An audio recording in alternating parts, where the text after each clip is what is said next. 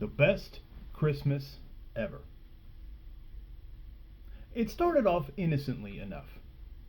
Hey, Joey, want to get some ice cream? Sure, Mom. I was 8 years old and my brain hadn't developed enough yet to realize that when Mom comes right out and offers ice cream, there are always strings attached. 5 minutes later, she pulled into the parking lot at our church.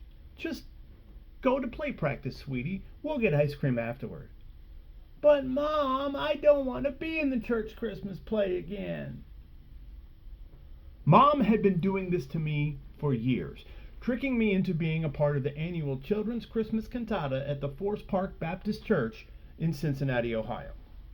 I was a wise man one year, a cowboy on crutches the next, but the worst was the last year when I had to play the back half of the Christmas donkey for an hour-long manger scene. There's nothing worse than making a literal ass of yourself on stage.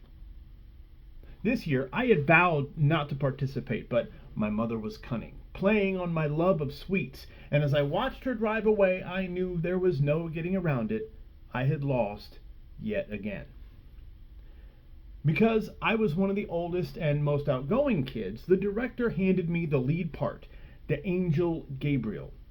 I had to wear a flowy white gown and say the big line at the end, "His name will be Jesus, the Savior of all mankind." My friends caught wind of the story and keyed in on the gown. "Dude, you're wearing a dress on stage? Oh, I'm bringing my camera. I never want to forget this." 2 months of agonizing play practice later, and the night of the play arrived. The audience was packed. My family was in the front, my friends with brand new disposable cameras sitting in the back. Everyone I knew or interacted with was there to see me make a fool of myself yet again. The play went on as planned.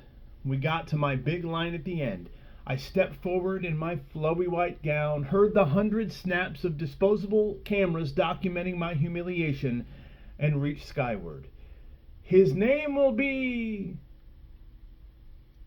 But my mind went blank. Nothing. Zip, zilch, nada. In a Baptist church on Christmas Eve, I had forgotten Jesus' name. But that's not the bad part. The bad part is what came next. "His name will be..." Fudge, I forgot my line. Only, I didn't say fudge. Confession time. I come from a long line of people who raised the use of profanity almost to an art form. And in what was likely my most horrific display of artisanal linguistic prowess to date, I dropped the F-bomb right there in church. I watched from the stage as the effect hit the audience like a tidal wave.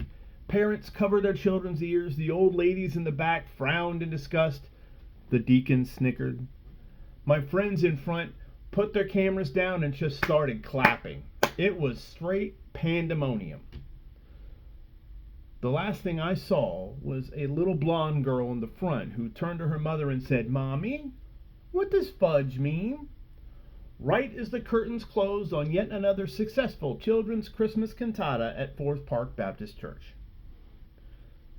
The car ride home was quiet.